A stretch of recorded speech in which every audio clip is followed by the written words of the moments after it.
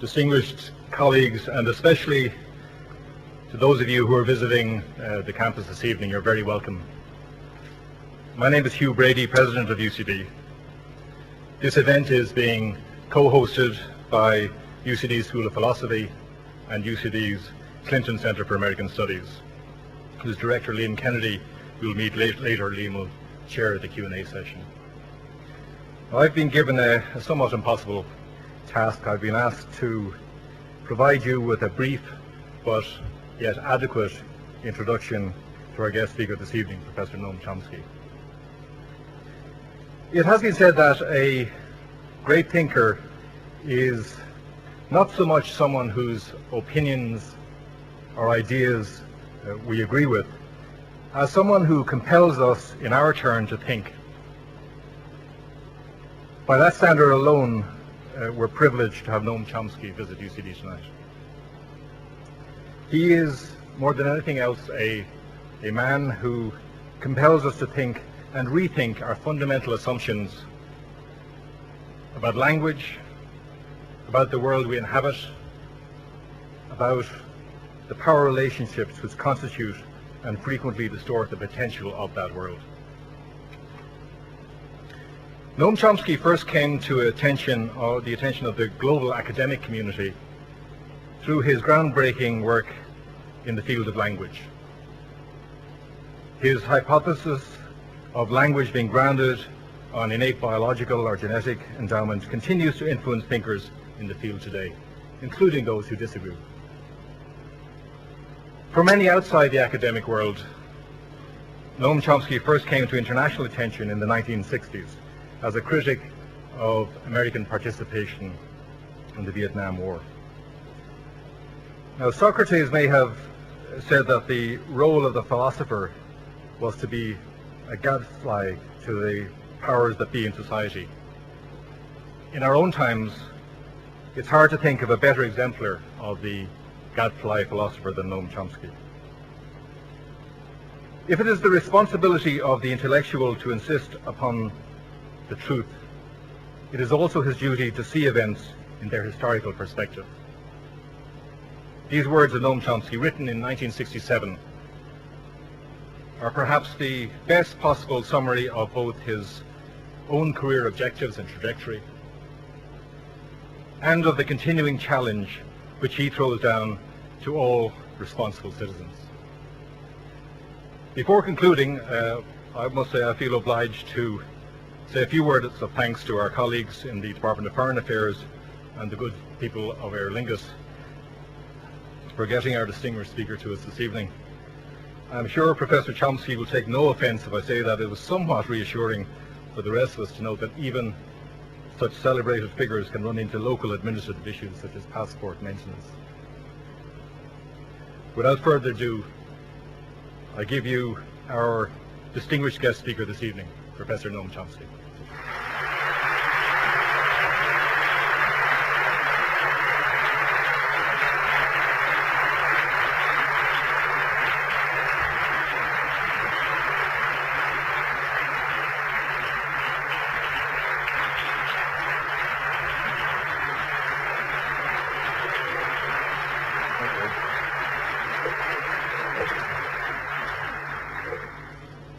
This is a vain attempt on the part of my wife to keep me honest, so I don't go on too long. But if it doesn't work, she'll stop me. Well, I have to start, I guess, by thanking the government of Ireland for getting me through an impossible dilemma, which I suppose you know about, but miraculously I'm here, thanks to them and others. The leading scholarly article in a U.S. scholarly journal on what's called the roots of the Bush Doctrine, it's the title of the article, opens by saying that the promotion of democracy is central to the George W. Bush administration's prosecution of both the war on terrorism and the overall grand strategy. That the statement is unsurprising. By the year 2005, it had reached the level of ritual. Sometimes, actually, it's given a broader sweep. So in Britain's leading journal of international affairs, the main article on the Bush Doctrine uses pretty much the same words, but adds that promoting democracy abroad has been a primary goal ever since Woodrow Wilson endowed U.S. foreign policy with a powerful idealist element, reaching particular salience under Ronald Reagan, and has been taken up with unprecedented forcefulness under George Bush #2. In journalism and commentary, this is taken to be the merest truism. It isn't asserted, it's just presupposed as the framework for discussion. Well, this description of the Bush Doctrine is obviously of quite considerable importance. It's adopted with near unanimity, and in that case, a rational person will seek the evidence on which it's based and ask how counter-evidence is dealt with. And actually the results of an inquiry like that tell us quite a lot about the state of democracy in the United States and the West quite generally. So to take an extreme example, if, say, statements like that appeared in the North Korean press, we wouldn't bother to look for evidence. The evidence is that the dear leader pronounced it, and therefore it's true. There's nothing else to say. In a democratic society, in contrast, one would expect rather serious efforts to present evidence to support a doctrine of great importance that's adopted with virtual unanimity and critical analysis of counter-evidence. And the inquiry into exactly how that has worked out is certainly worth undertaking, and I think the results are quite enlightening, at least for people who care about their own countries. Last January, as you know, Iraq held its first elections, and the elections were warmly welcomed by the government of Iran, that is. The foreign minister of Iran declared that Iran supports the wishes of Iraqi citizens for a democratic government, a fully sovereign Iraq in a stable and peaceful region of democratic states. Very impressive. Rational observers, however, will view Iran's dedication to democracy promotion with a certain degree of skepticism. And the same is true when Bush and Blair and Rice and Straw and so on issue very similar pronouncements. In fact, far more so in this case, for reasons that it takes a certain effort to ignore. The most glaring of these reasons is occasionally articulated, though very rarely, actually in a considerable survey of scholarly literature, I found it once. Well-known Middle East scholar Augustus Richard Norton, who commented that as fantasies about Iraq's weapons of mass destruction were unmasked, the Bush administration increasingly stressed the democratic transformation of Iraq, and scholars jumped on the democratization bandwagon. Before the fantasies were unmasked, there was, of course, occasional invocation of the standard pieties about love of democracy, but not beyond the usual meaningless norm. In the most extensive scholarly study of official justifications for the Iraq invasion by intelligence analyst John Prados, terms like democracy are notable by their absence, in fact, not even indexed. Well, to put it plainly, if a little bit impolitely, while asking us to appreciate their eloquent orations about the sincerity of their devotion to democracy transformation, while doing this, U.S. and British leaders are also informing us quite clearly that they are among the most brazen liars in history. They drove their countries to war, as you know, on grounds of what they insistently called a single question, phrase reiterated over and over.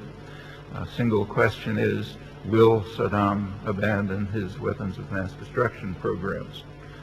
By August 2003, the tale was falling to pieces, and the press began to report, the New York Times, typical, that as the search for illegal weapons in Iraq continues without success, the Bush administration has moved to emphasize a different rationale for the war against Saddam Hussein, using Iraq as a linchpin to transform the Middle East, and others followed suit. Well, that certainly raises some questions about the significance of the dedication to democracy promotion. In fact, for rational people, that ends the discussion. It undermines the credibility of the different rationale. But that's only the bare beginning. Nonetheless, the new rationale became Holy Writ.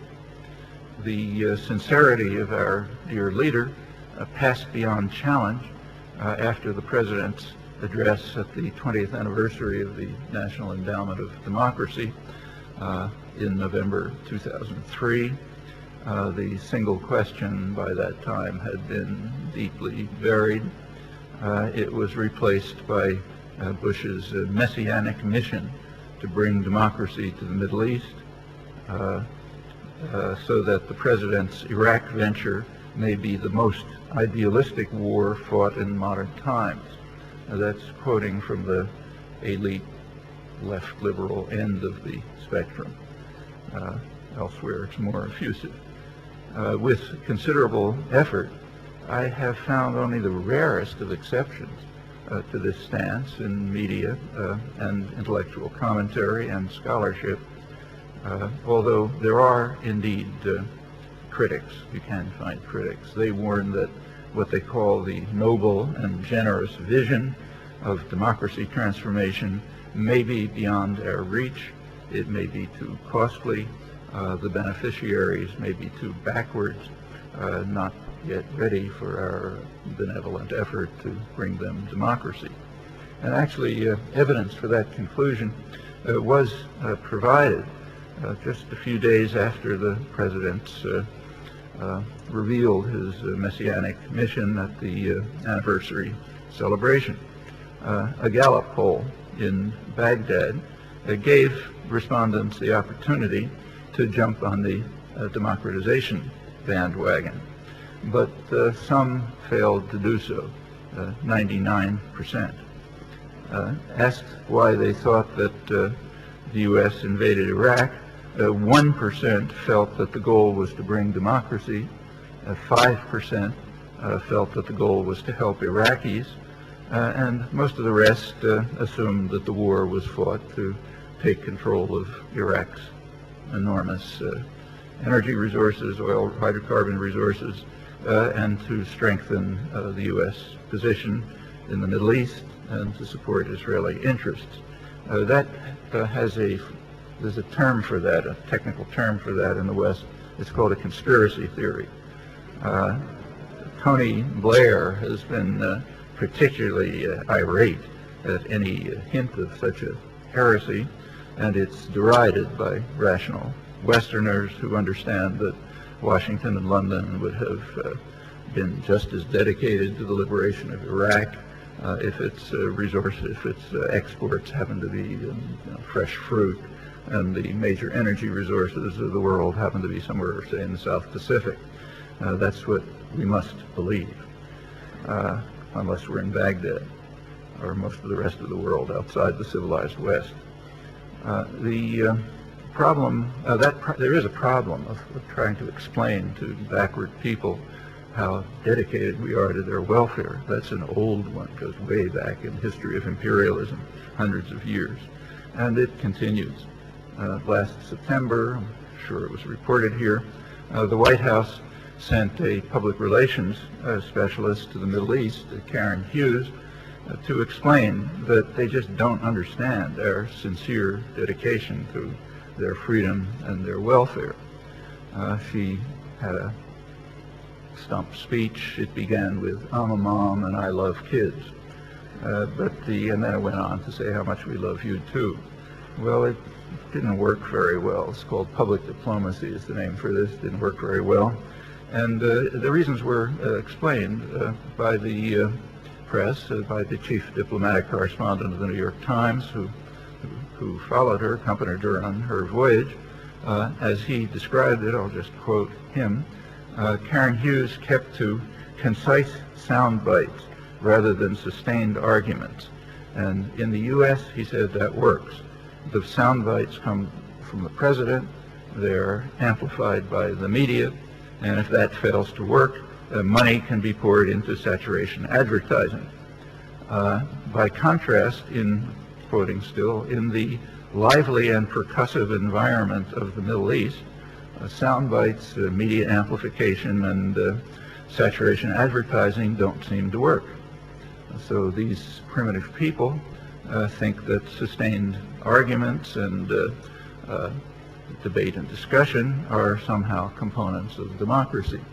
And therefore, the task of democracy promotion is going to be quite difficult. As far as I can tell, these accounts have no touch of irony. Maybe I'm missing it. You read them and see. It looks to me as though the deterioration of democracy in the United States and the West generally is not only recognized, but in fact is lauded. Another problem that might concern us. Well, quite apart from the timing, faith in the miraculous conversion is a little difficult to sustain in the light of the behavior of the missionaries just moments before. So it's hard to recall any display of hatred and contempt for democracy which is as clear as the old Europe, new Europe distinction that was announced by Donald Rumsfeld shortly before the invasion, and very eagerly picked up by the media and the political class. The criterion distinguishing old and new Europe was extremely sharp and clear. Old Europe, that's the bad guys, were the countries where the governments took the same positions as the very large majority of their populations. Whereas New Europe, the hope for democracy in the future, were the countries where the governments overruled even larger majorities of their population and took their orders from Crawford, Texas. Therefore, old Europe is to be disparaged, and New Europe is to be lauded as the hope for democracy and enlightenment. Again, I reviewed it. Conformity was close to 100%. I could barely find a mention of the idea that there's something odd about this. You can check to tell me whether the Irish press and commentary was the same. The most honored representative of New Europe was Spain's Prime Minister Aznar. He, in fact, was rewarded for his love of democracy by being invited to join Bush and Blair at the summit which announced the invasion of Iraq. This was very shortly after polls in Spain showed that he was backed in his support by 2% of the population. So he's obviously the hope for democracy. The display of hatred for democracy, which again I can think of no historical precedent for, it reached its peak when the government of Turkey, to everyone's surprise, actually followed the will of 95% of the population and rejected Washington's demand that it provide facilities for the war in Iraq. Colin Powell, who, as you know, is the official dove, was extremely angry. He announced harsh sanctions for this defection from good order. Turkey was bitterly condemned in the national press for lacking what were called democratic credentials. The most extreme position was taken by Paul Wolfowitz. He berated the Turkish military because they didn't compel the government to overrule 95% of the population and follow Washington's orders. Here are his words. He demanded that the military leaders apologize to the United States and say, we made a mistake. Let's figure out how we can be as helpful as possible to the Americans, they should say, demonstrating their understanding of democracy. Small wonder that he was designated idealist in chief of the administration. It's David Ignatius. He's a veteran correspondent of the Washington Post, former editor of the International Herald Tribune. Though Ignatius recognized that though in his idealist extremism, Wolfowitz might have some flaws, he said he might be too idealistic, so much so that his passion for the noble goals of the Iraq War might overwhelm the prudence and pragmatism that normally guide war planners. In an accompanying accolade, Sebastian Mallaby declared that his passion is the advance of democracy. The Financial Times chimed in, London. I said that has been one of the most consistent themes of his career, and so it continues. All of these tributes and accolades, and there were many, had an interesting characteristic. They scrupulously ignored his record. His record is one of consistent and appalling contempt for human rights and democracy. That's back to the days in the Reagan administration and since. There's no time to run through it, but just to mention one stellar example. He was perhaps the most enthusiastic supporter of General Suharto of Indonesia, and his support persisted even after this grand mass murderer and torturer, who certainly ranks with Saddam Hussein, even after he was abandoned by Washington when he did commit a crime. His first crime, he dragged his feet on IMF orders, and he was failing to control the population. So Madeleine Albright, Secretary of State, informed him that the time had come for a democratic transition in Indonesia, 1998, but Wolfowitz went on praising it.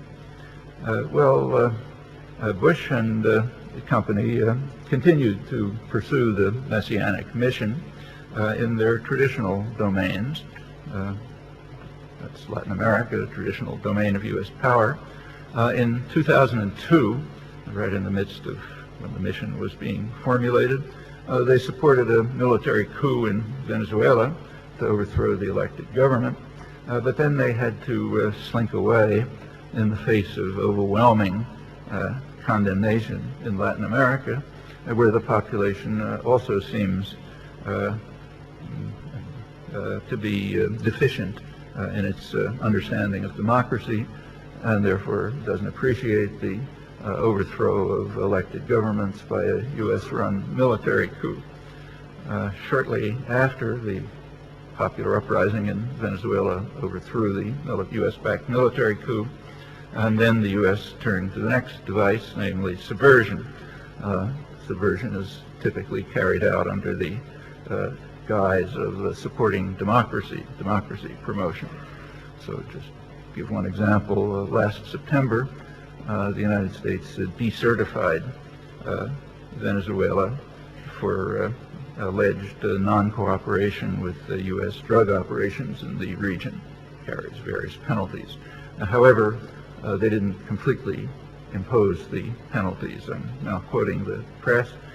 Washington waived the cuts in U.S. foreign aid usually attached to the decertification so that Washington can continue to support Venezuelan pro-democracy groups that oppose the leftist Chavez. Well, that's an interesting comment. So some eyebrows might be raised, for example, if Iran were funding anti-Bush groups in the United States right after having backed a military coup to overthrow the government. But of course, we're different. However, let's put that minor point aside and notice that for the press, it is a logical impossibility that there might be some groups supporting Chavez who are pro-democracy. If you're pro-democracy, you're anti-Chavez. And there's a proof for that. The proof is that Washington has so declared. So North Korea style, it's proven. And therefore it can have no relevance whatsoever that Chavez has repeatedly won monitored elections, carefully monitored elections and referenda, despite overwhelming and bitter media hostility, which probably would never even be tolerated in the Western country, and that his popularity runs very high, estimated maybe up to 80%. Nor is it relevant that Latin America's major polling organization recently found that while satisfaction with democracy continues its ominous decline throughout Latin America, incidentally in striking parallel to the neoliberal programs which are designed to undermine democracy. But despite this steady decline, there are a few exceptions.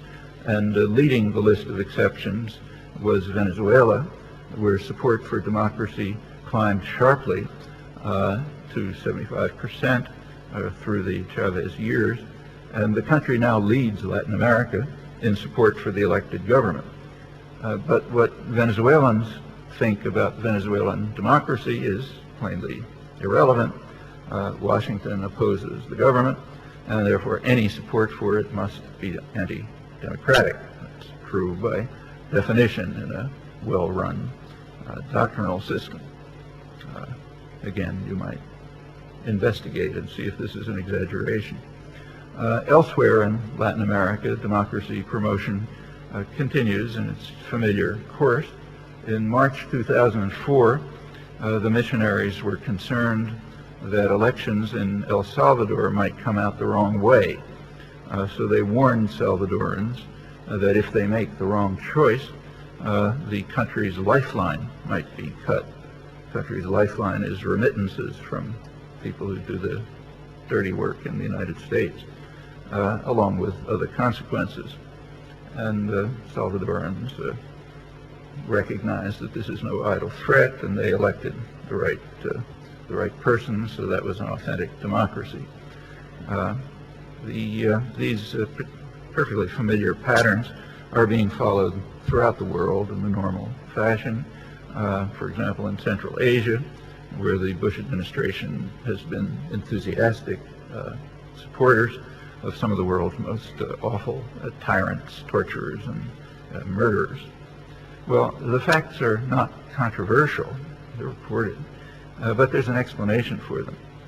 Here's an explanation from the New York Times again, which is bemoaning the fact that we're supporting some of the worst monsters in the world. In a region of bases, energy, and big power rivalries, ideals require patience. Therefore, we have to temper our passion for democracy and human rights with deep regret, as the West has been doing for several centuries, just as we have to temper our attitudes towards, say, torture. So we're instructed by our leaders, not just in the United States. So last Friday, Dick Marty, the Swiss lawmaker who heads the Council on Europe investigation into U.S. torture practices, rendition, and so on, he reported on his inquiries into alleged European participation in the U.S. policies of extraordinary rendition, fancy word for torture, which are in radical violation of international law on human rights. We can say, I'm quoting him, we can say without a doubt that these illegal activities of transporting and detaining prisoners were taking place in Europe, and that European countries have a fairly shocking attitude towards these criminal policies, not just Romania and Poland, to which European powers would prefer to limit attention, but elsewhere. And others may consider their own role and responsibility in that. Well, the strongest witnesses for the defense of the authenticity of the Messianic mission should be the leading scholars and activists who are the most enthusiastic advocates of democracy promotion. And by far the most prominent among them is the director of the Democracy and Rule of Law Project at the Carnegie Endowment for International Peace. His name is Thomas Carothers, well-known scholar. He identifies himself as a neo-Reaganite, meaning he agrees with the British scholarship that Wilsonian idealism took on particular salience under Reagan's leadership. A year after the invasion of Iraq, just after the Messianic mission had replaced the single question, Carothers published an interesting book reviewing the record of democracy promotion by the United States since the end of the Cold War, through the 90s into the early 21st century. Carothers finds what he calls a strong line of continuity running through all administrations in the post-Cold War era, including Bush, number 2, namely, democracy is promoted by the United States if and only if it conforms to strategic and economic interests. He finds that all administrations are what he calls schizophrenic in this regard, with puzzling consistency and odd mental disorder that seems never to disappear. Carothers also wrote the standard scholarly work on democracy promotion in Latin America during the Reagan years, when it took on particular salience. He's actually writing both as a scholar and also from an insider's perspective. In that case, he was in the State Department taking part in what were called democracy enhancement projects. Carothers describes these policies as sincere, but a failure, and a systematic failure. He's an honest scholar, and he reports it. The systematic failure is that in the regions where U.S. influence was least, in South America, there actually was progress towards democracy, though the Reagan administration tried to impede it by supporting right-wing dictators and killers. Where, in contrast, where U.S. influence was greatest in the regions nearby, progress for democracy was least.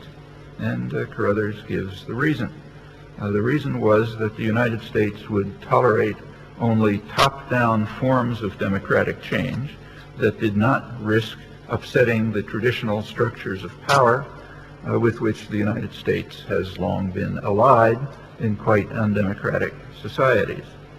So in short, the strong line of continuity and the strange schizophrenia goes back a decade earlier to the Reagan years, when the powerful idealist element in traditional U.S. policy gained particular salience, according to British scholarship.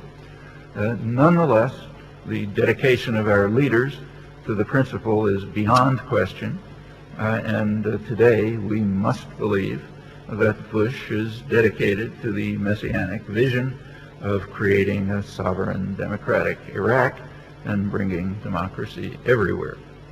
In fact, the strong line of continuity goes back much farther.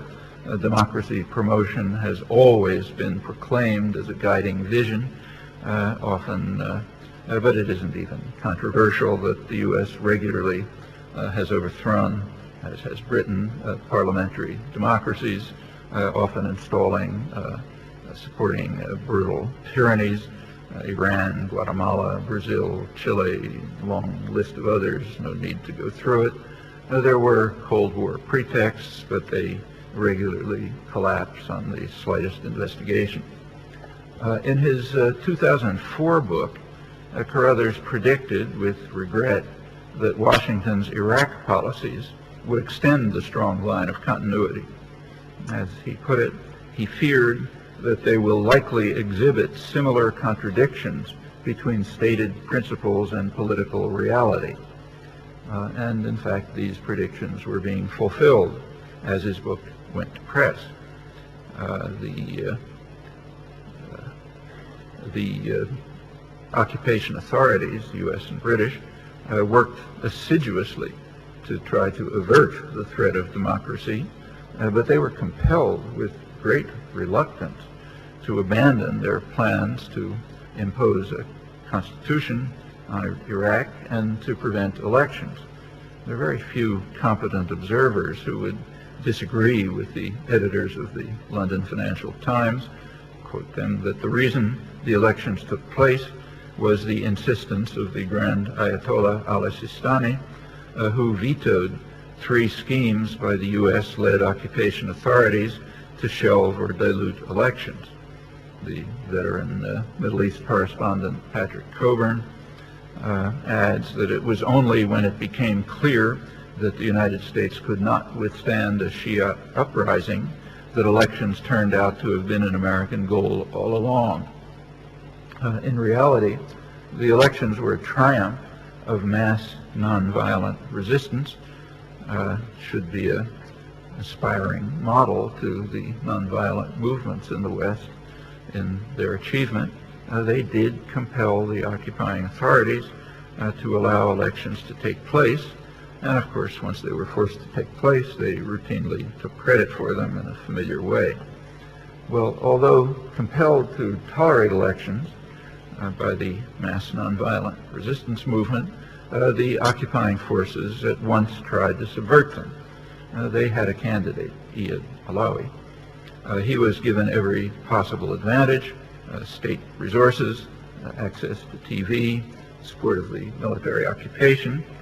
He ran a distant third with maybe 14% of the vote. To ensure that elections would be truly free, the U.S. expelled the most important independent media from the country, obvious prerequisite for free elections, notably the Qatar-based station Al Jazeera, which is despised by the ruling tyrants in the region and by Washington because it's been the leading force for democratization in the Arab world, which alone makes its presence before elections in Iraq inappropriate.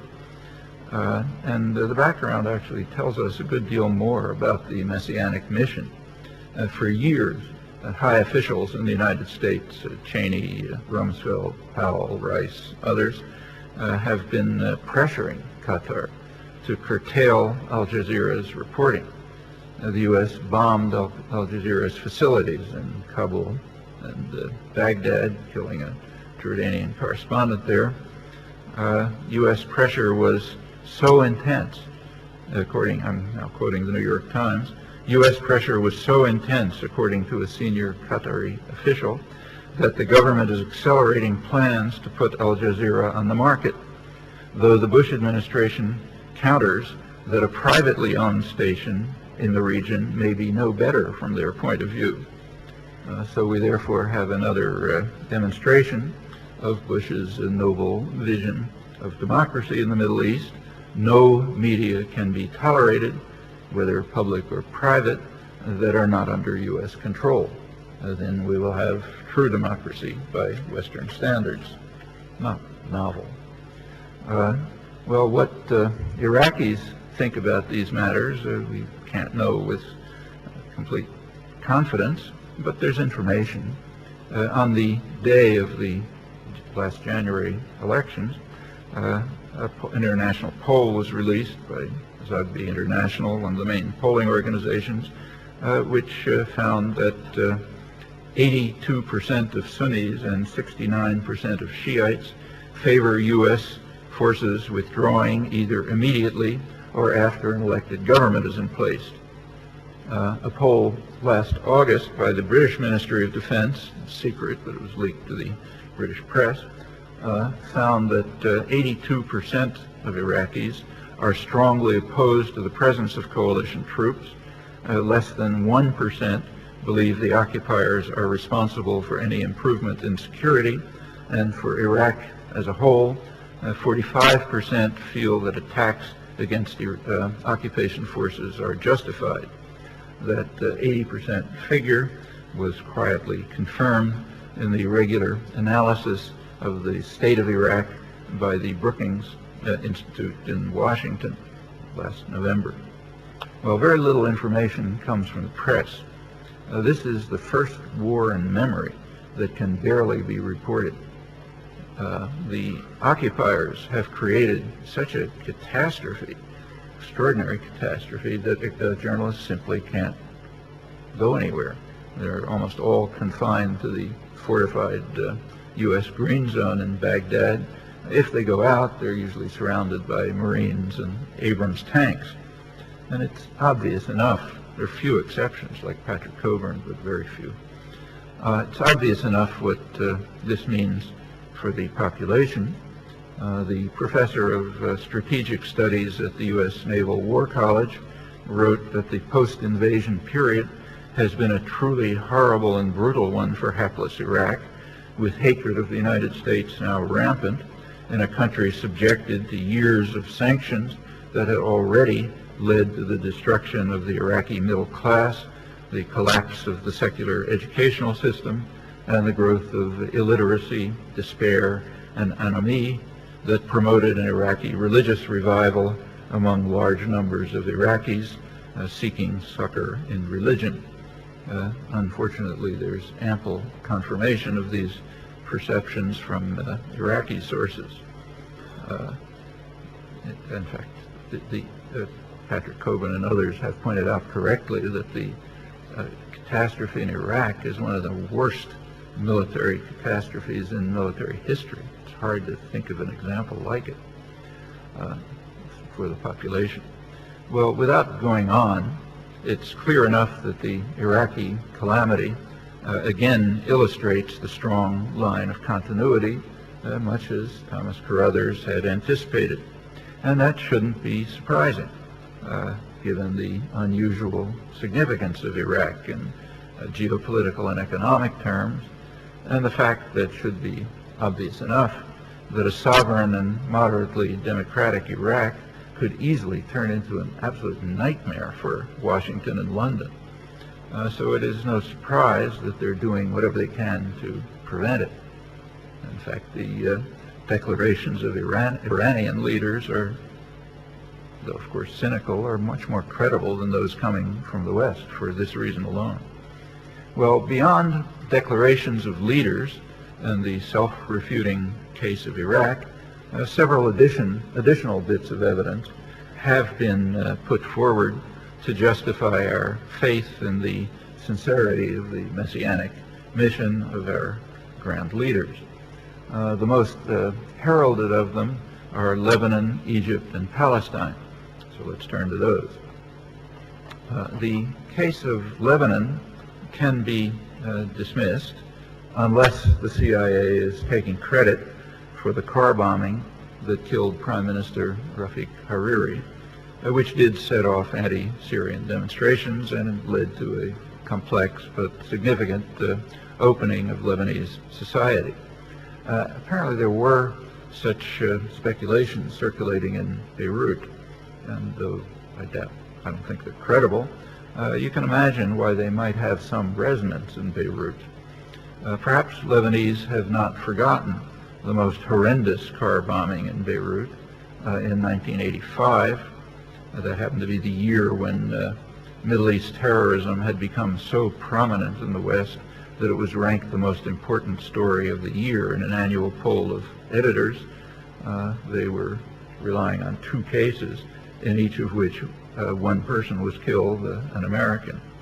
The 1985 car bombing didn't enter the record, however. The car bombing caused a huge explosion, killed 80 people, wounded 200, mostly women and girls. They were leaving the mosque where the bomb had been placed. The attack was aimed at a Muslim cleric who escaped. It didn't figure in the poll, as I mentioned. It's out of Western history and mainstream scholarship on terrorism.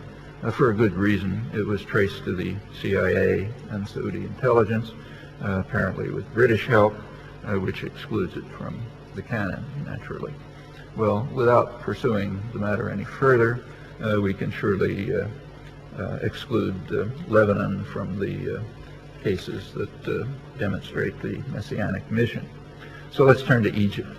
There is a popular movement called Kifaya, enough, movement for change in opposition to the U.S.-backed Mubarak. Could have changed it. U.S.-backed Mubarak dictatorship. Musharraf would have worked too. The Kifaya movement was formed in the year 2000. It was largely sparked by the Palestinian Intifada. The leading elements in the Kifaya movement were these Palestinian solidarity groups and the U.S.-backed Israeli atrocities in the occupied territories stimulated the Egyptian reform movement further. It was then joined by the huge opposition to the war in Iraq. The spokesperson for Kifaya stresses that it's an anti-imperial movement with goals extending beyond the democratization of Egypt. So the democratization movement in Egypt doesn't look like a very good candidate for the Messianic mission and its impact, so let's put that one aside. And that leaves the most heralded example, Washington's democratic promotion for Palestine. Let's have a look at that. These laudable efforts had been put on hold until the death of Yasser Arafat, which was celebrated as an opportunity for a realization of what the press calls Bush's vision of a democratic Palestinian state. Whatever it is, it's never been stated. It's some pale and vague reflection of the international consensus on a two-state settlement that the United States has blocked for 30 years and still does. The reasons for the new hopes were explained in a front-page New York Times think piece under the headline, "Hoping Democracy Can Replace a Palestinian Icon." It's after Arafat died. The first sentence reads, "The post-Arafat era will be the latest test of a quintessentially American article of faith, that elections provide legitimacy even to the frailest of institutions." And if you go down, read to the continuation page, and you get to the last paragraph, it says, "The paradox for Palestinians is rich, however. In the past, the Bush administration resisted national elections among the Palestinians. The thought then was that the elections would make Mr. Arafat look better and give him a fresher mandate, and might help give credibility and authority to Hamas. So in brief, the quintessential attitude of faith is that elections are just fine as long as they come out the right way. A year after the announcement, the formal announcement of the Messianic mission that set off the rush to the democratization bandwagon, a year after, the strong line of continuity is revealed once again, along with its paradoxical quality. Inexplicably, deeds consistently accord with interests and conflict with words, discoveries which must not, however, weaken our faith in the sincerity of our leaders. Again, North Korean style. The analogy is not quite exact. In North Korea, if you don't accept these doctrines, your fate can be pretty brutal. In the West, there's no excuse for accepting the doctrines except cowardice and subordination to power. Bush proceeded to amplify his vision in Palestine by endorsing Israel's takeover of settlement blocks in the West Bank to solidify control over the region that the U.S. and Israel are now effectively incorporating beyond the separation wall. That's in defiance of a world court judgment that it violates international law. The U.S. Justice, Bergenthal, he alone dissented from the World Court judgment, but on very narrow grounds.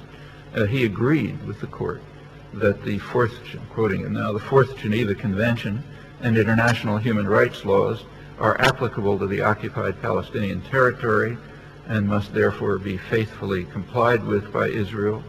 And since all Israeli settlements in the occupied territories are in violation of the convention, he went on to say, the segments of the wall being built by Israel to protect the settlements are ipso facto in violation of international humanitarian law. It's about 80% of the wall. The same holds for other U.S.-backed Israeli actions to take over valuable land and resources, leaving the region fragmented, all blatantly illegal, quite uncontroversially, including the U.S. Justice at the World Court. The human significance of the current Bush-Sharon programs becomes very clear if you take a look at the maps. I don't know about here, but in the United States, maps are scrupulously excluded from the media. They tell you too much. The basic plan consists of two salients extending from Israel through the West Bank.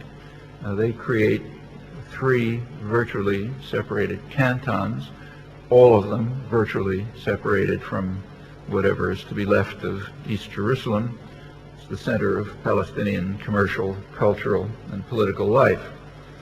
These salients are to be incorporated within Israel, leaving the remaining fragments in Palestine isolated and unviable, with the expectation that the population will either leave or disappear from sight in something that will perhaps be called a state, with much self-congratulation in the West. Well, there's no time to review the diplomatic record of the 38 years of occupation, but it's so consistent and so extensively documented that it takes real dedication not to see or comprehend it. The record reveals that the United States has unilaterally barred an overwhelming international consensus on a two-state political settlement, and still does, more forcefully now than before, now that it is guided by the President's inspiring vision. There has in fact been one departure in this consistent rejectionism. That was in late January 2001. That's the last month of Clinton's administration. For 1 week in January, high-level Israeli and Palestinian negotiators met in Taba, and they came fairly close to reaching an agreement that was approaching the international consensus. Israel called off the negotiations 4 days early, so that their final outcome can only be guessed. Nevertheless, negotiations, the formal negotiations were not resumed, but they did continue unofficially at a fairly high level, leading to the announcement of the Geneva Accord in December of 2002. It was welcomed by most of the world, dismissed by Washington, hence the press, and rejected by Israel. So that's the end of that. The centerpiece of the Bush-Sharon programs for takeover of the West Bank is presented as a Gaza disengagement plan, which is supposed to offer new hopes for peace. The motives for disengagement are not obscure. Sane U.S.-Israeli rejectionists surely wanted Israel's illegal settlements removed from Gaza, which had been turned into a complete disaster area under the occupation. There were a few thousand Jewish settlers taking much of the land and the very scarce resources, and protected by a large part of the Israeli army. It's far more reasonable for U.S.-Israeli goals to leave Gaza as the largest and most overcrowded prison in the world, as Israeli human rights groups describe it, in which Palestinians can rot, largely cut off from contact with the outside by land, sea, or air, and with very few means of sustenance. There was very little attempt to conceal the fact that the Gaza pullout was in reality an expansion plan. As the disengagement plan was made public, Israel's finance minister announced that Israel will invest tens of millions of dollars in West Bank settlements as it withdraws from the Gaza Strip. And Prime Minister Sharon announced new settlement blocks in the West Bank to be annexed to Israel. In fact, the disengagement plan, I won't bother reading it, but it stated quite formally that the intention of the disengagement plan was to annex significant parts of the West Bank, any parts that are useful, arable land, water resources within Israel. You take a look at the map again, and you can see exactly what that means. Well, as you saw last August, and it's not obscure to scholarship, it's described accurately. As you saw last August, there was an enormous media blitz on disengagement. In fact, it manufactured one of the lead stories of the year. There was a huge deluge of reports and images depicting the pathos of families who were forced to leave their homes and their greenhouses, weeping children trying vainly to hold back the soldiers, the anguish of the soldiers who were ordered to evict Jews from their homes, and also to remove the thousands of protesters who flooded to the settlements to resist the occupation, miraculously evading the military forces that keep an iron grip on Palestinians. All that was ignored in the media extravaganza, and also was ignored was the fact, which is plain enough, that the disengagement last August 15th required no army intervention at all. The government could simply have announced that on August 15th the Israeli army will leave Gaza, and a couple of weeks before, the settlers who had been subsidized to live there illegally would have quietly gotten into the lorries that were provided to them and would have departed to be subsidized again to live in the occupied West Bank and Golan Heights. But that wouldn't have sent the right message, namely, never again must Jews suffer such a terrible fate. The West Bank must be ours. Well, without proceeding, even the bare outlines make it clear enough that Palestine joins the other illustrations of Bush's messianic mission to bring peace and democracy and justice to the Middle East and to the world. The persistence of the strong line of continuity to the present reveals, again, that the United States is very much like other powerful states. It pursues the strategic and economic interests of dominant sectors of domestic population to the accompaniment of impressive rhetorical flourishes about its exceptional dedication to the highest values. That's pretty close to a historical universal, and it's the reason why nobody with a brain cell functioning pays the slightest attention to the declarations of noble intent by leaders, or the accolades by their followers. They're completely predictable no matter what the facts. They carry no information, even in the technical sense, and the sensible person just disregards them. But that does not qualify you for entry into elite, respectable intellectual sectors.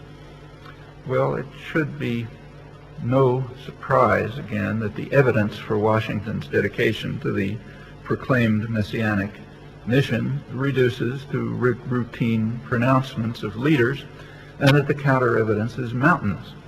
Although the unanimity of the leap onto the democratization bandwagon is perhaps rather startling, and it's of no small significance for those who care about the state of democracy. Here I'm referring to Western democracy.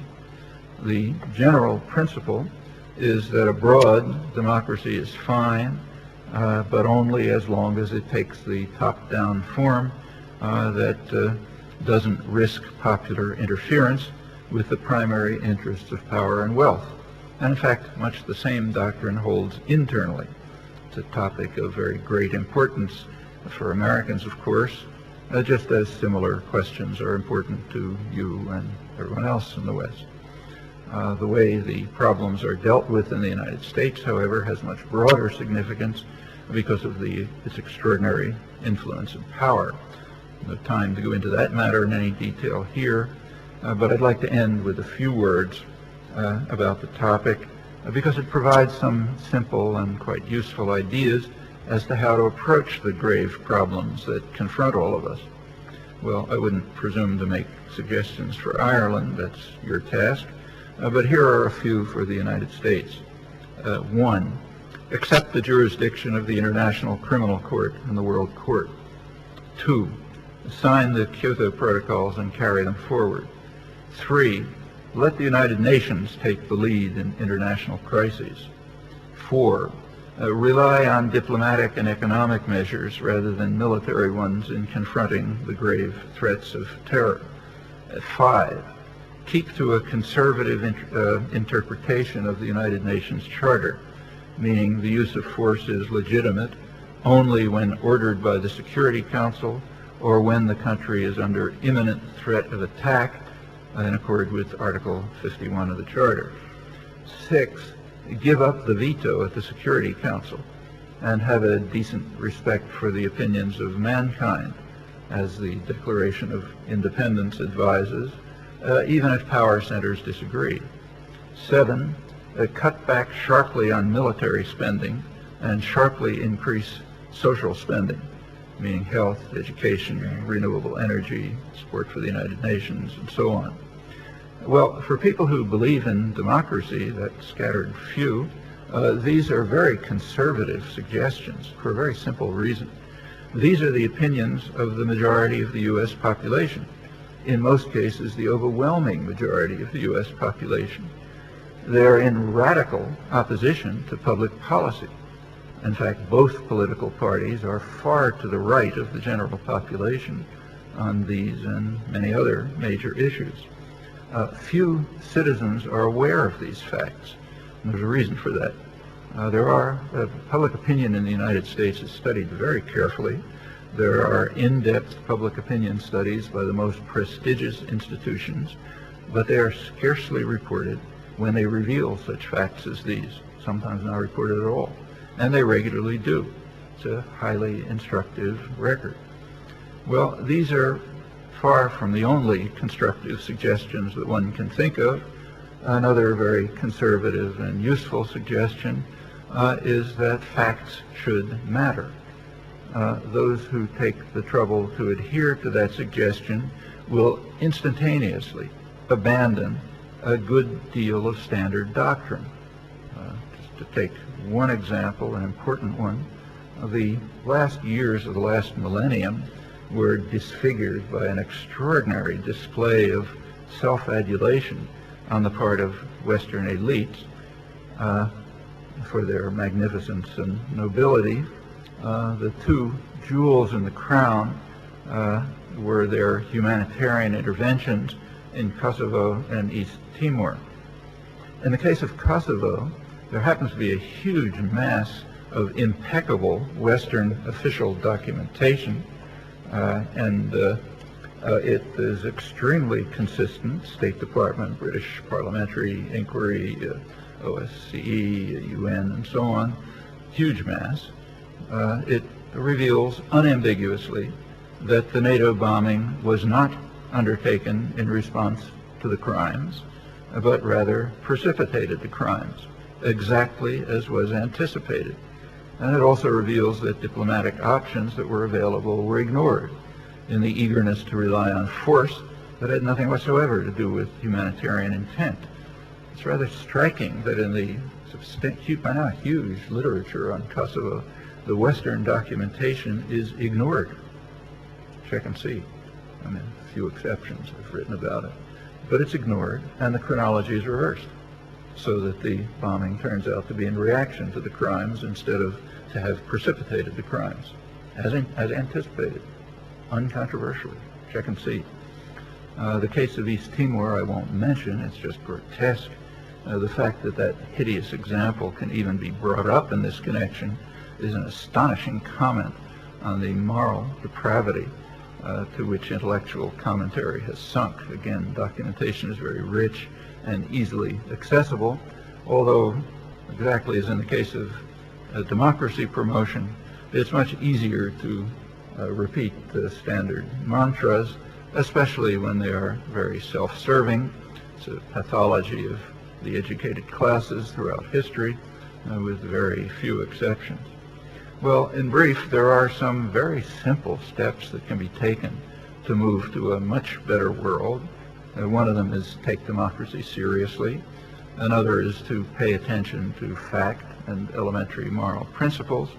Another is to refuse to accept the self-serving contention of the powerful that what has happened in the past can be forgotten, boring ancient history, because in our magnificence we have undergone a miraculous change of course. That's something that happens every few years. And other simple truths. They don't answer every problem by any means, but they do carry us quite a long way toward developing more specific and detailed answers, as is constantly done by activists and people close to them. And much more important, they open the way to implementing such proposals. These are opportunities that are readily within our grasp if we can free ourselves from the shackles of doctrine and imposed illusions. Almost made it.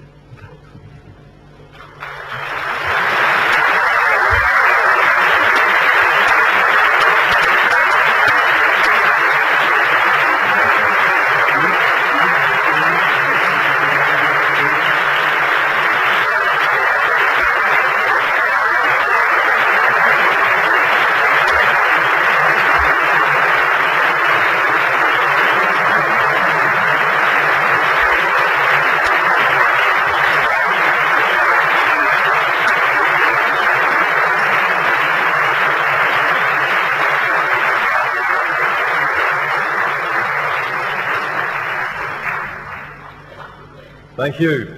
I thank Noam for his wonderful, clear, wide-ranging commentary on U.S. democracy promotion and on its messianic mission.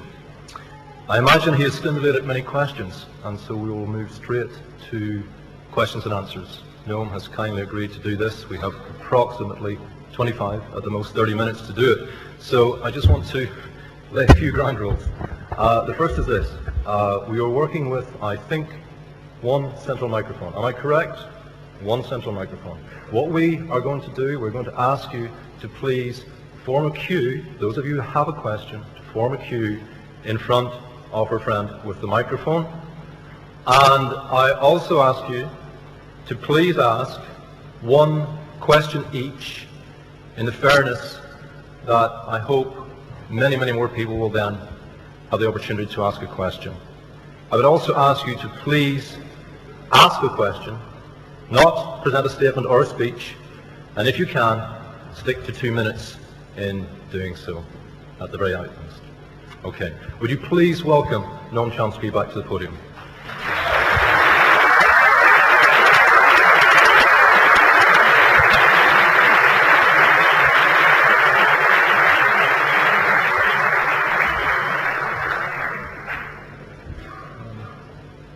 How do we work this?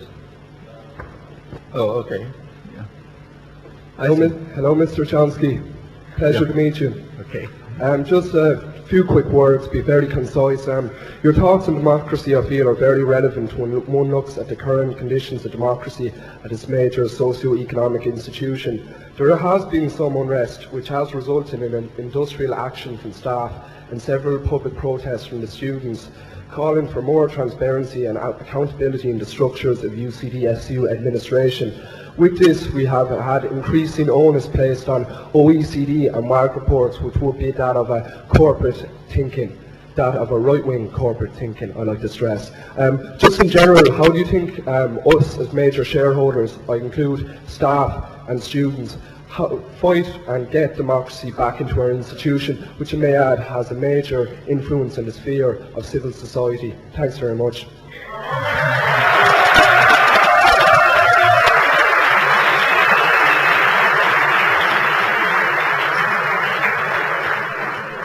Get the impression it's a popular position.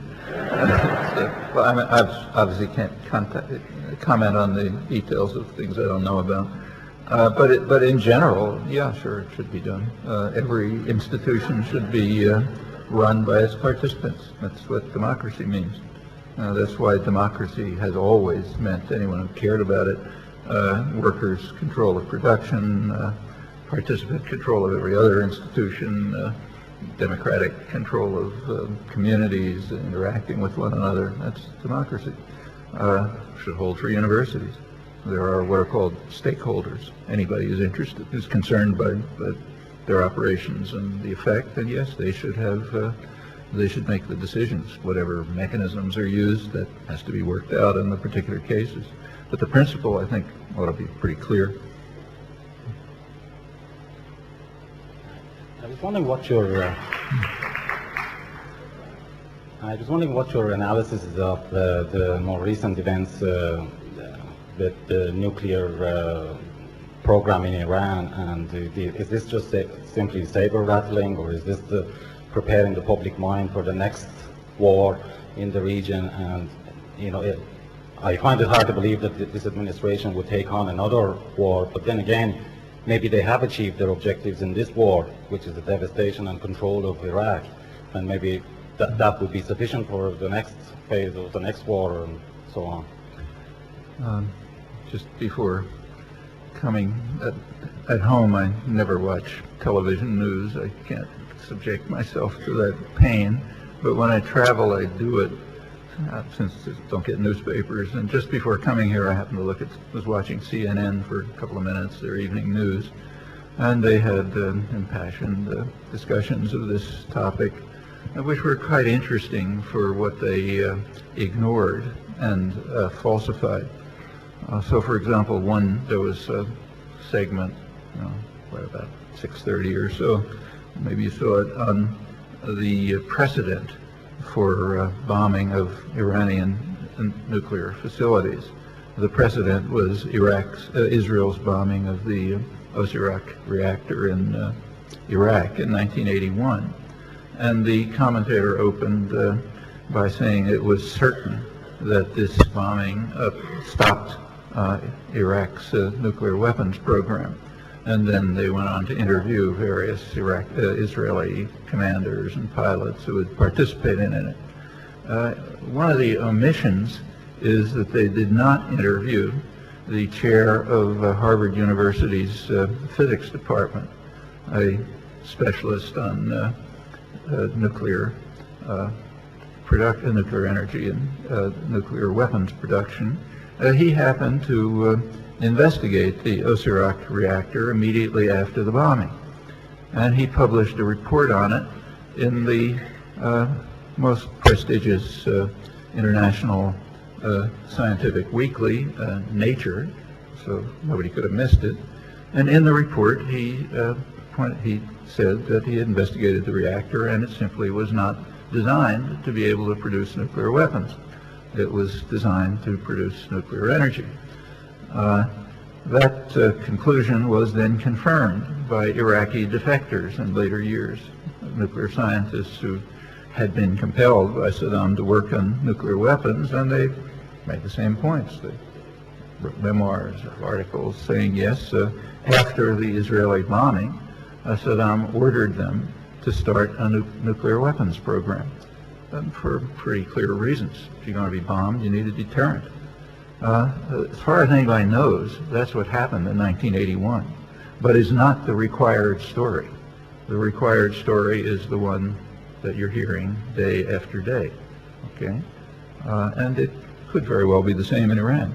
Now, there are many, no sane person wants Iran to have nuclear weapons. We can agree with that.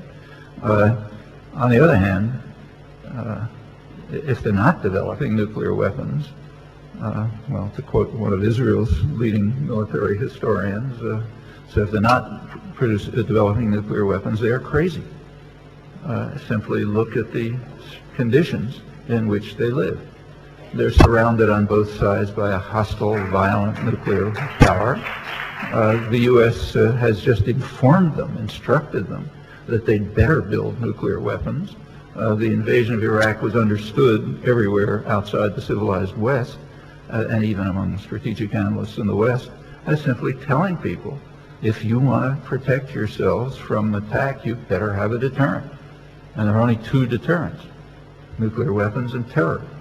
So therefore, as anticipated, the invasion of Iraq has led to proliferation of nuclear weapons proliferation and sharp increase in terror, as anticipated, and is logical. So if you want to stop, this is quite apart from the fact that they're also threatened by the regional nuclear power. Israel, a small country, but it's an offshoot of the United States, which means it has a huge military force, has air and armored forces greater than any NATO power, larger and technologically more advanced. And the U.S. has just in the last couple of years made it very clear to Iran that they better develop a nuclear deterrent. The last couple of years, the United States has been sending Israel over 100 of its most advanced jet bombers, which are publicly advertised as very publicly as being capable of flying to Iran and returning.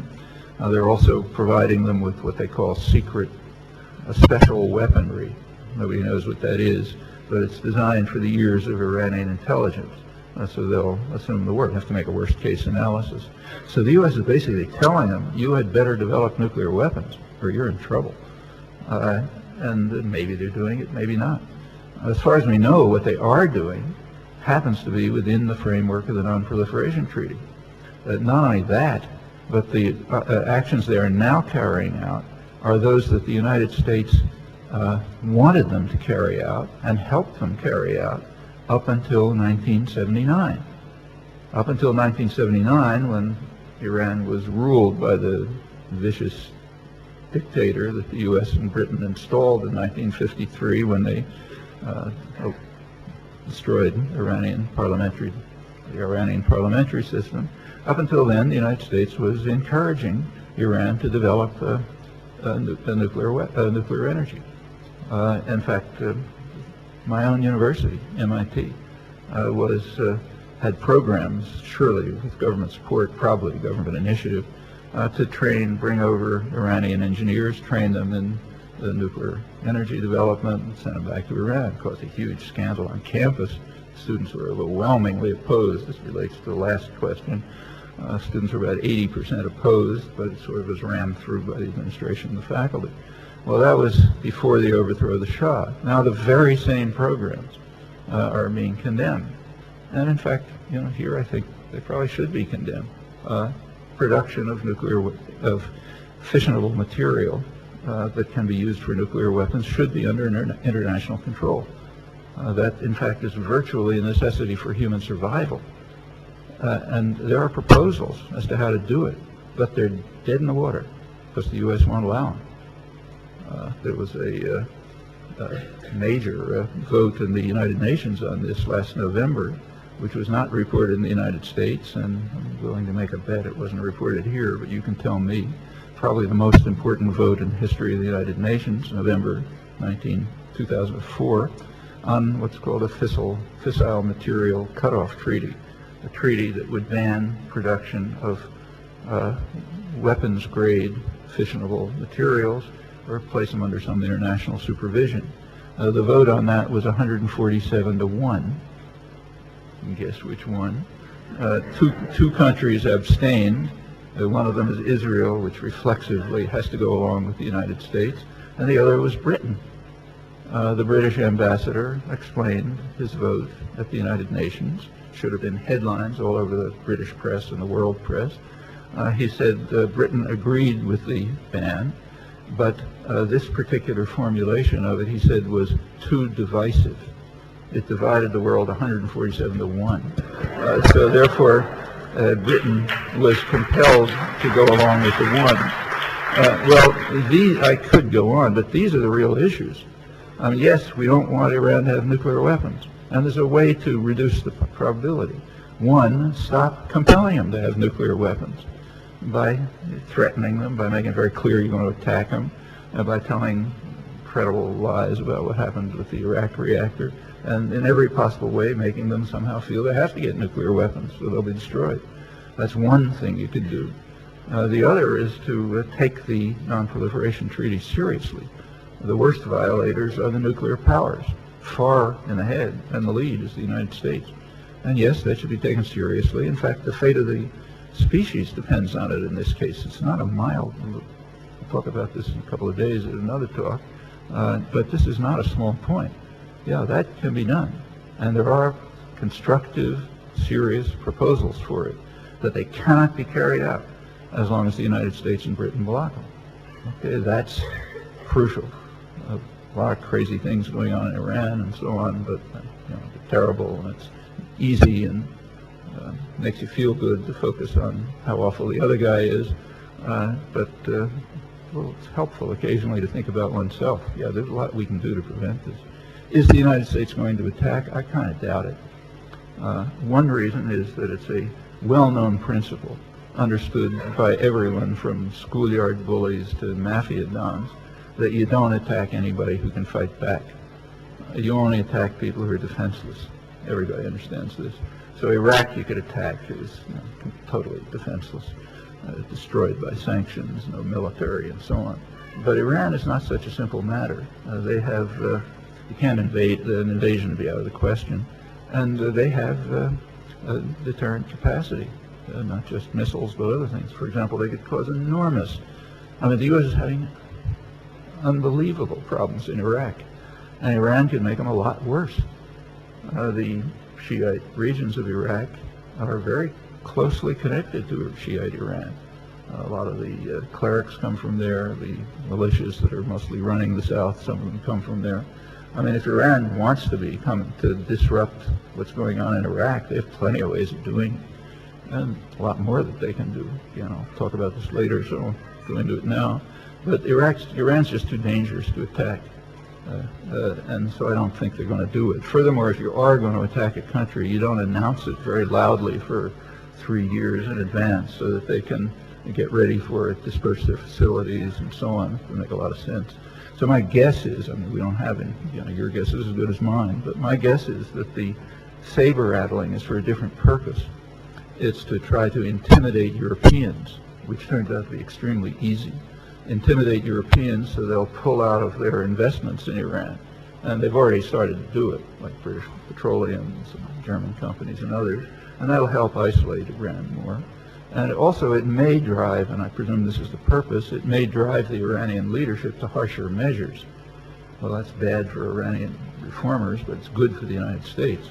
Because if they impose harsher measures, there'll be more dissidents and tumult and so on. And that may help with what are pretty sure must be U.S. programs, probably British as well, ongoing right now to try to carry out subversion in Iran, break it up, stir up ethnic animosities, and there's a lot of ways of making Iran very difficult to control. And if that can be done, maybe Iran can be weakened enough so that the Western powers would be willing to attack. I guess that's the goal, but it seems kind of unlikely that they'd be crazy enough to carry out bombing. Could I maybe interject at this point, because we do have many people sorry. wanting to ask questions, and while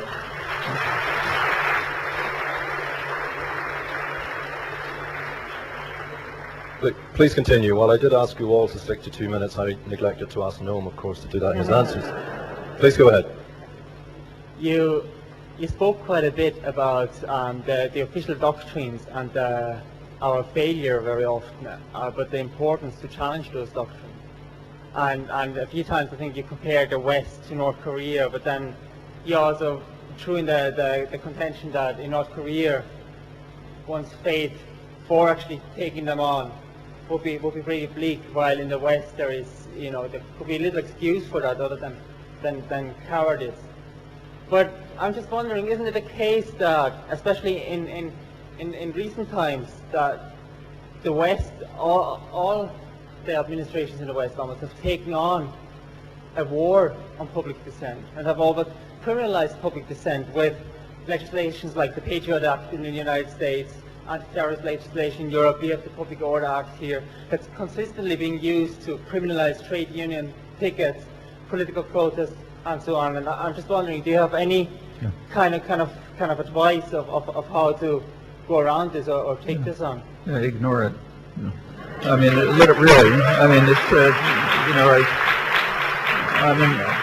I've been facing it all my life. I'm not going to give you the details. I might have well ended up in jail and so on. But compared with what people deal with everywhere in the world, the kind of repression that we face is just minuscule. Yeah, it exists, but And it's deplorable, and we should get rid of it. Governments shouldn't have the capacity to control, but we're just so lucky as compared with the rest of the world that it doesn't make sense to pay attention. Shall we move on? Hi, just before I start, I'm an activist of the anti-war movement, so I completely agree with your thesis about imperial domination being opposed to democracy. Latin America is probably the best example, where because the US is tied up in Iraq, actually you've seen quite a flowering of democracy or opening.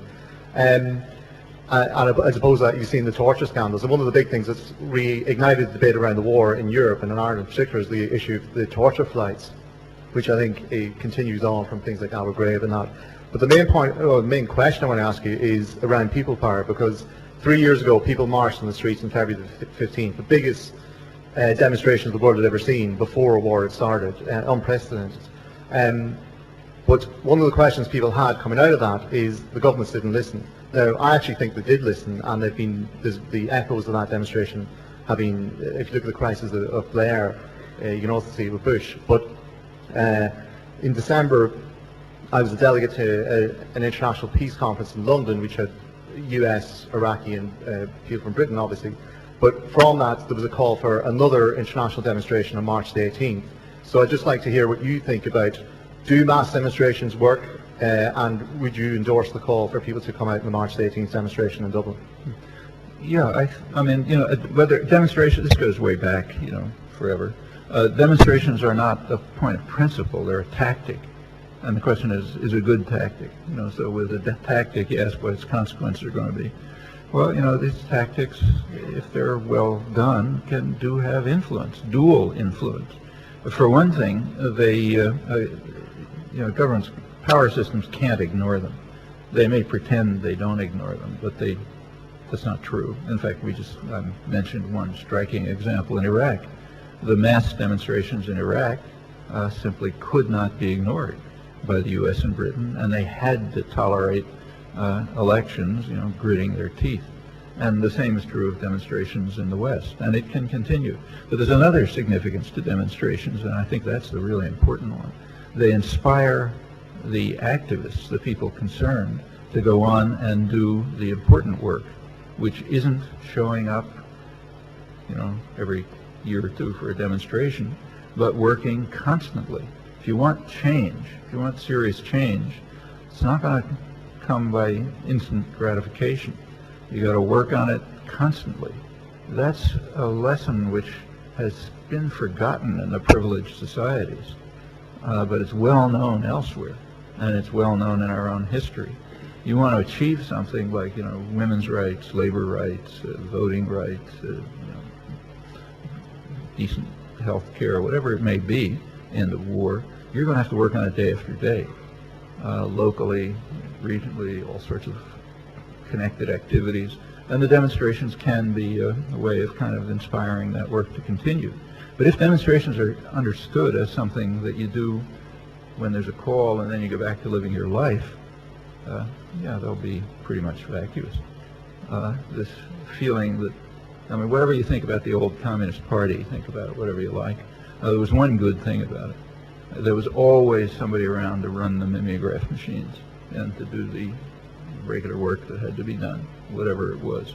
Or the same is true of labor organizing or anything else. It's got to go on. So it's got to be a real commitment. Demonstrations are good if they inspire that commitment. They're harmful if they are a substitute for that commitment. But that's something for us to think about. Okay, thank you.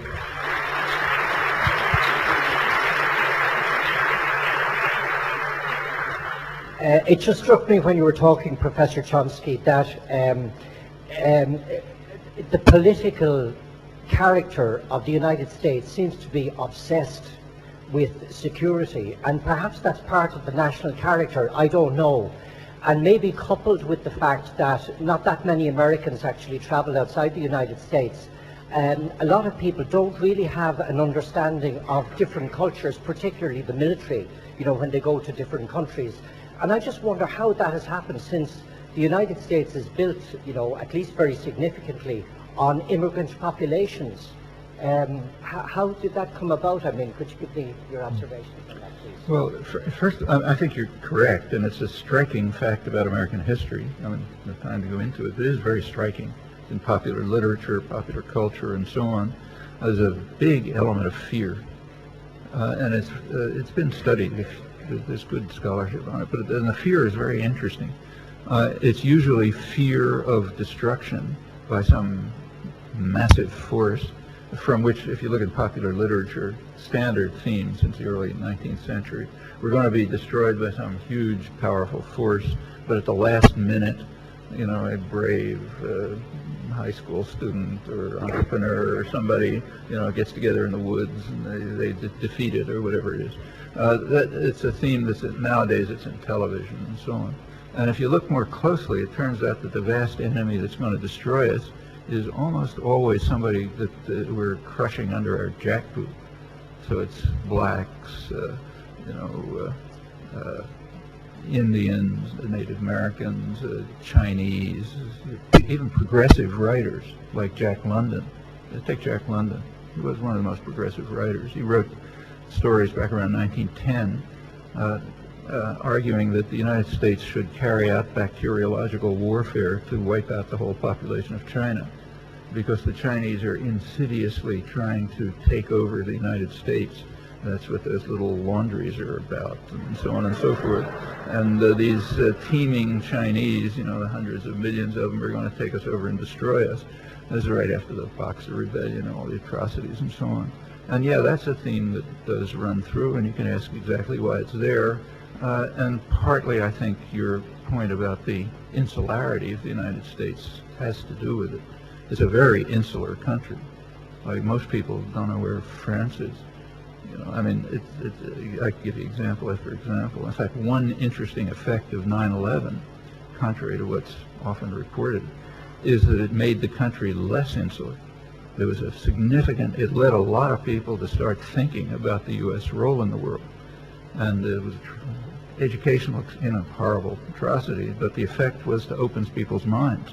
And now there's much more concern. That's one of the reasons why there was a huge demonstration. But yeah, that's true. On the other hand, one also shouldn't exaggerate it.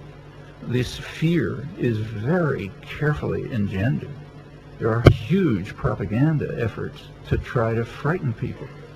And the more aggressive the country gets, the more it is consciously frightened. So, you know, during the Reagan years, this famous salience of democracy promotion, there was just immense propaganda to terrify people. I mean, it's kind of comical if you look at it, but it was having an effect. It started off by fear about Libyans. Libyan hitmen were wandering around Washington planning to assassinate our leader, who was holed up in the White House surrounded by tanks, and miraculously he escaped. Then the United States was under threat of attack from the nutmeg capital of the world, Grenada. The British were building an air base, and then maybe the Russians would locate it on a map and, you know, destroy us. We had to invade Grenada.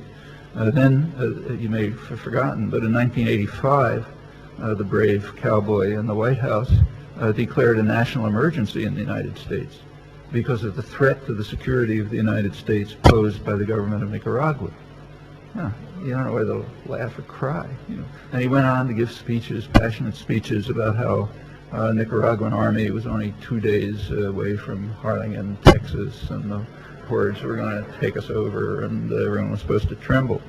Are you frightened of Arab terrorists? I mean, you know, the tourist industry in Europe collapsed repeatedly through the 80s when Americans were afraid to go to Europe because there might be some Arab terrorist hiding behind a lamppost in Paris or something. And it was the same domestically. The Reagan administration particularly had people terrified of crime, of drugs, you know, of welfare mothers driving in Cadillacs to the welfare, you know, pick up your hard-earned money and so on. And you got to do that sort of thing when you're smashing people in the face. This is a period in which the American population has really suffered.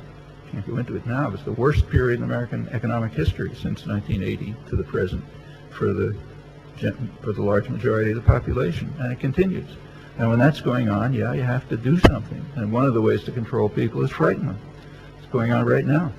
I mean, the Bush administration, when it was the invasion of Iraq was pretty much announced in September 2002, and it was accompanied by a huge government media propaganda campaign.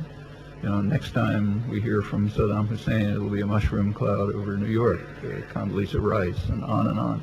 And within a couple of weeks, the American population was driven off the international spectrum. You know, everyone hated Saddam. The United States is the only place where they feared him. Like even in the countries that he invaded, you know, Kuwait, Iran, people hated him, but they weren't afraid of him. I mean, what was he going to do? You know? But in the United States, they genuinely feared him, and that continues. And it's stimulated. On the other hand, you know, the idea that the U.S. should lash out by force is not held by the population. That's elite.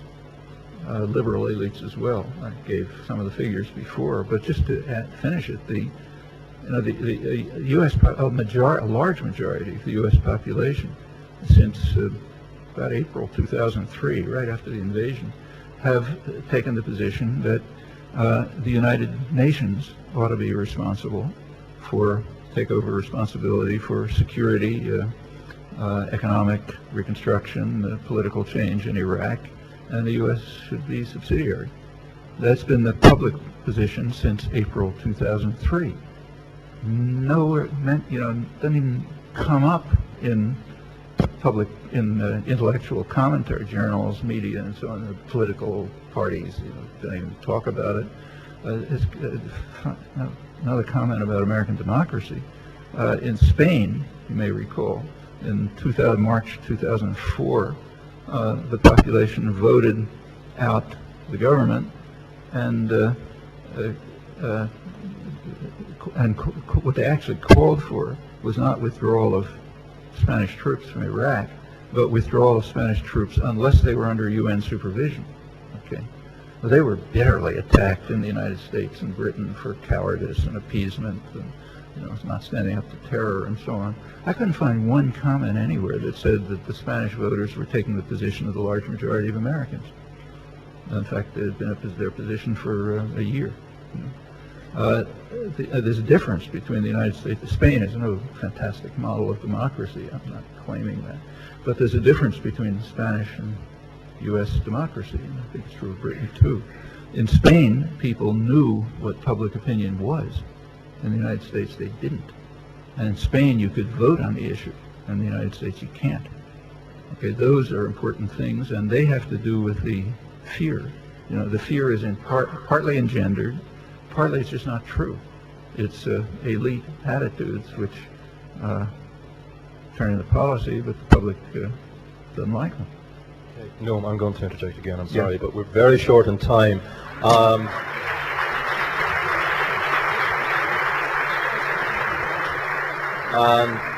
And as such, we can take only 2 more questions.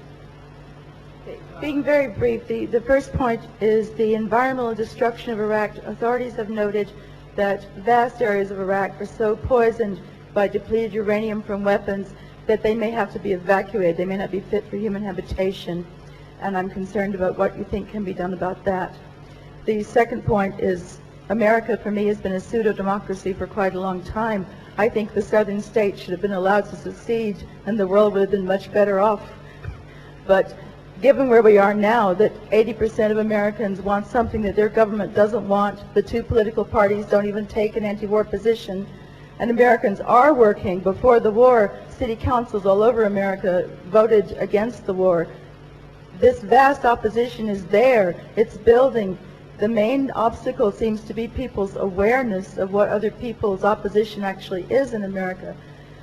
And I know there's some ways that some states are trying to connect, let's say, with Venezuela to get oil. They're trying to make linkages with other countries as states.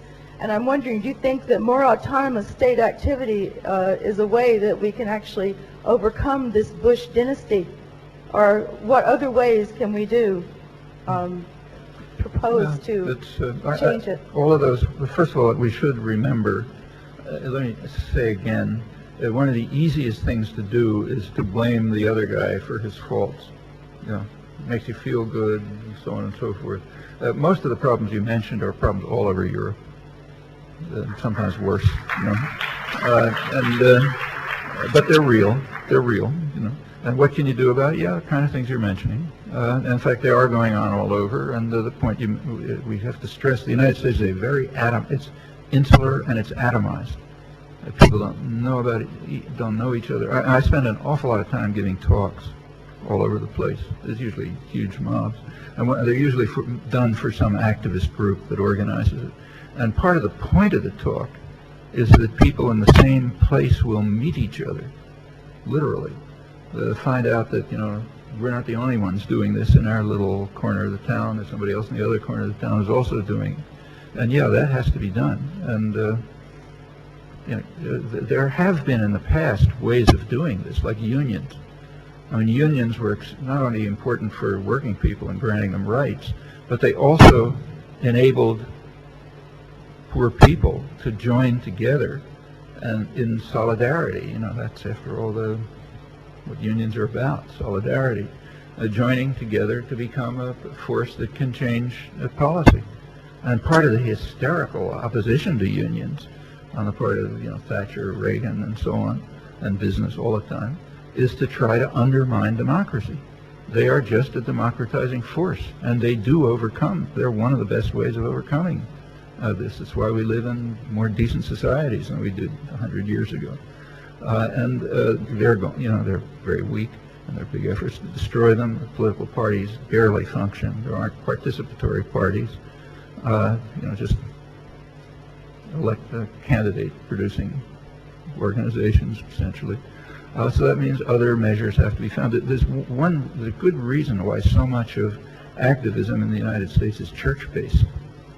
You know, when I give talks in the United States, it's mostly at churches. And a lot of the things that go on are based in the churches.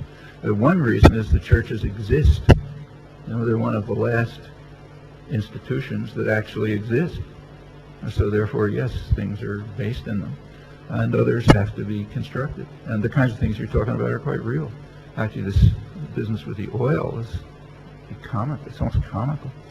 I mean, it's in my own city, Boston.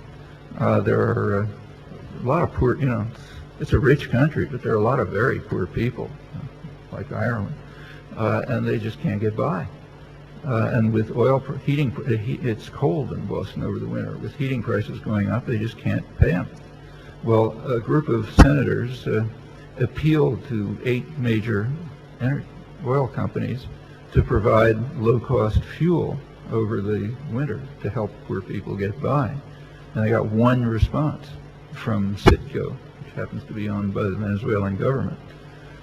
So they're providing cheap oil in Boston, South Bronx, by now a couple other places, and that makes people take notice.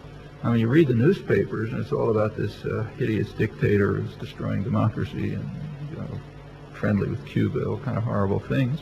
But, you know, if you're getting oil from them to heat your homes, it opens your mind, you know. And and yeah, that's happening, and things like what you're mentioning can be continued. And it's just really a matter of scale. I mean, there's no magic tricks to any of this. There are no techniques that somebody's going to discover that you haven't thought of before. It's the same techniques that have always been used in the past. You just have to do them enough. Shall we have one more question now?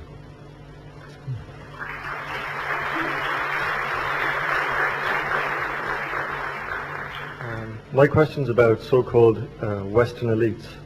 And the question is, to what extent is the corporate media, such as The Guardian, the Irish Times, Irish Independent, complicit in Iraq's illegal war as a result of its inaccurate portrayal of the case for war and the continuing conflict? Well, I don't read the Irish press enough to make a comment on it. And, you know, even British press I sort of read sporadically, so I really don't like to comment on it. I mean, that's for you to decide. But I can make a guess. The U.S. press, and I don't think it's different elsewhere as far as, in fact, in the continent, it's often worse, German press and French press. But the war in Iraq is described in the manner that some high school newspaper would describe the local sports team. The framework of discussion is always, how well are we doing? Did the coach make a mistake? I mean, should he have substituted another player? I mean, can we do better next time? I mean, if I had the resources, I don't.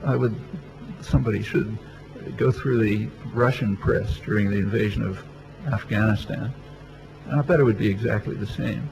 All about the torment of the Russian soldiers. They're facing these jihadi terrorists, and they're trying to bring democracy and freedom, and but they're not doing well because can we do it better, and so on and so forth. I mean, that I have virtually never seen a departure from that framework in the Western press. It's kind of the way. It's the way the most totalitarian states describe their own atrocities. Within that framework, you do get some criticism, but the framework itself is so totally distorted, that you really can't comment on it. And that's true in case after case. I mentioned the CNN on Iraq today. I'll mention another one. They had a pitiful story about what's going on in northwest Pakistan, where millions of people are facing death and hideous conditions over the winter, and a couple of reporters, bravely went up there just to see what it's like. And I was talking about how far they are from any doctors and how awful it is and so on. What can we do about it? Well, here's something we could do. According to the Pakistani government, maybe they're lying, but according to the Pakistani government, there are a lot of doctors up there from Cuba. Cuba apparently sent a lot of doctors, which they do all over the world. And they're not like the doctors who come from the West. They go live in hideous conditions. They live with poor people. They live up in the mountains. There's a lot of places. So one thing we could do to help Pakistan, assuming the Pakistani government isn't lying, is to help Cuba do something that Western powers won't do, namely help people. Help people in real distress. That would be something we could do. But could that even be mentioned? You tell me whether it's mentioned in the Irish press. I can guess. But it's the kind of thing you just can't mention. And case after case is like that. The framework of discussion is so skewed that even extremely good reporting, and it does exist, is within a framework that just is imposing serious misimpressions. Kind of like, reporting, go back to the high school football team. The high school newspaper may be reporting accurately what's going on with the sports team, but the whole, you can't discuss it. I mean, that's not the way to describe events. So sure, they're part of it, and you should, in the United States, there's extensive analysis of media. Very careful and well-documented media critique. There's some in Britain, very little anywhere else. I don't know if there is in Ireland, but it's useful. You learn a lot from it. Okay. Thank you. We will have to end it there.